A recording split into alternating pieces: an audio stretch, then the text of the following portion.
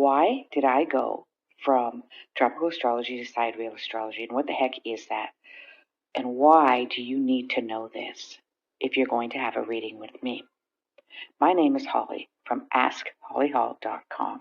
I'm a master astrologer, and I've been very busy for the last decade or so. So why, after over 25 years, have I suddenly decided to change from Western astrology to, you can call it Vedic, because Vedic astrology does use this, but so does Egyptian astrology and Ethiopian. And that's really where it went down. I went down the rabbit hole of the Ethiopian calendar, which is approximately 12 years younger than our calendar.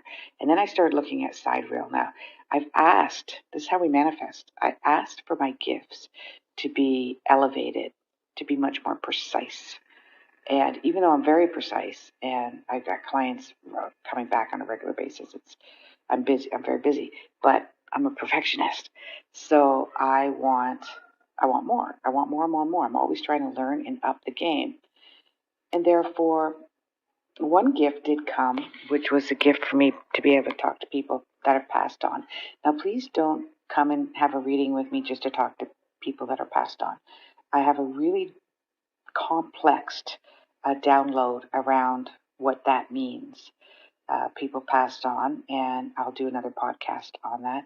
However, it's also hit and miss for me. You can ask during a reading. For instance, like a client did last week, he had 4 people he wanted to discuss. Now, 2 were passed and 2 were not. I didn't know this as he was asking me.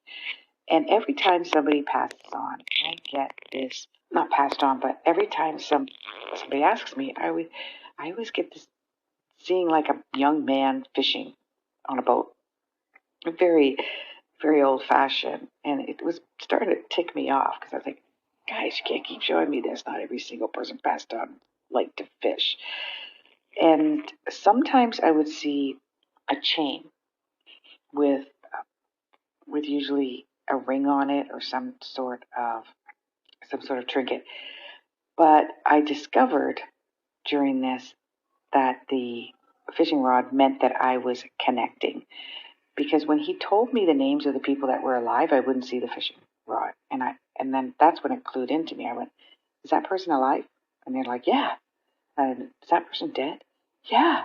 And he seemed impressed that I knew which ones were alive and which ones were dead. And that was because of that. So I'm still going to continue to test this theory, how source is connecting with me. But let's talk about sidereal astrology. So sidereal astrology is back in the Babylonian age, and that's when they created a 12-month calendar that went by the cycles of the moon, which is actually the much more accurate one. And the Ethiopian calendar, I believe, is 13 months, and it goes by every 21 to 28 day cycle of the moon as well, which is much more. Since the word month in Latin means moon, our calendar, but then the Gregorian calendar came along and completely, you can do research on that, completely flip that around. And so the stars don't know that, plants don't know that we've shifted our calendar. And there is a mathematical equation created by Kepler that, and you can look him up in the 1700s, that creates the timeline of where all the planets will be in stars, fixed stars will be in any time, past, present, and future. This is called an ephemeris. Astronomers use this, and as well as astrologers use this.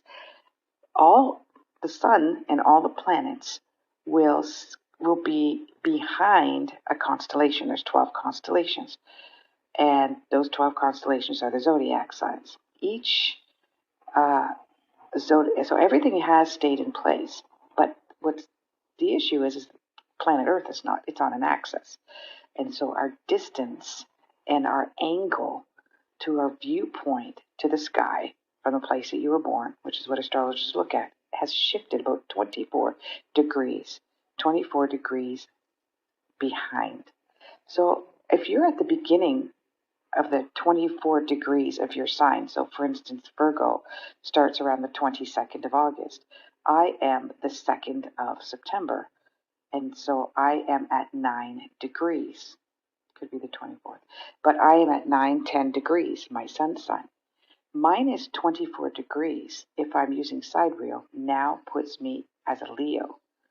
My accuracy is tenfold now. My accuracy, my dates. Now, the thing is nothing else changed. So it's very easy for me to add this layer to my current astrology and clairvoyant gifts. Because my clairvoyancy comes once I sit with the chart and I start with the energy of source, and then I get stuff that has nothing to do with the chart or astrology. And my remote viewing comes on its own as well. The accuracy, it also changes dates. So in the past, I would always be accurate but I might be off a month or a few weeks. And I've had clients say that. I've had clients say, like, what you said was going to happen in September, like exact happened in October, which was fine for them. It was delayed. They got the knowledge they needed, and then the advice that I give them and how to handle and manage it still applies. And they were prepared. Even though when September came, they were like, what happened? And then October came, they're like, oh, here it is. So, but in a lot of cases, since if I was born at the 24th of, or let's say the 20th of September, that would still make me a Virgo. Instead of being 28 degree Virgo, I'd probably be like 3 degree Virgo. So for a lot of charts, so far I'm noticing about 40% to 50% of the birth charts don't really change a lot. And some of them do. The moon sign stays the same because the moon sign is, I don't know why, but the moon sign, no, I can't say that, no, because my moon sign went into Capricorn.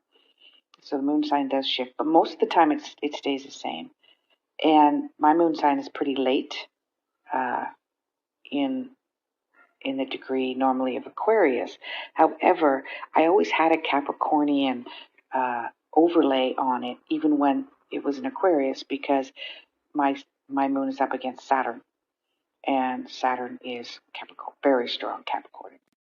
And now the only discrepancy I have around it is the ascendant, unless I have my wrong time of birth, according to what my mother had told me, and because it gives me an ascendant in Cancer, and since we look like our ascendants, most ascendant Cancers have very round faces and kind of flatter, round moon-like, because it's ruled by the moonlight, and usually they're busty.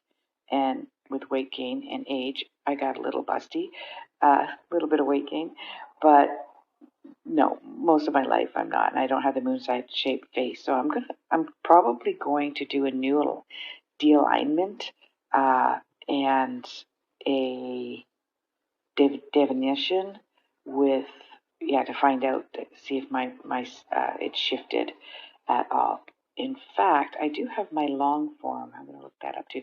You can look up and get your long form birth certificate, see if the birth time is on that.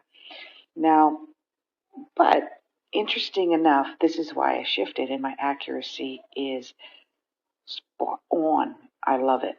Everything else, again, as I said, pretty much doesn't change. So if I talk about, you're going through a soul rebirth, Pluto is hitting your Mercury, whether it's sidereal or, which is a Vedic, Ethiopian, Egyptian type of astrology, or Western, it still happens. And it still happens approximately the same time.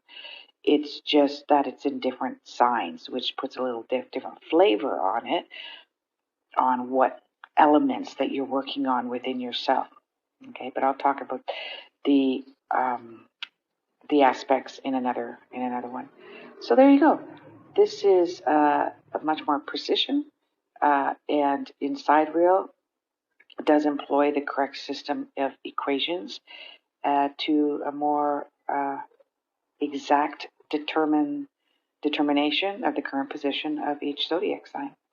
So you might want to just research sidereal. I'm going to be having it on my new website, but just research sidereal astrology and see calculator and see what it says for you.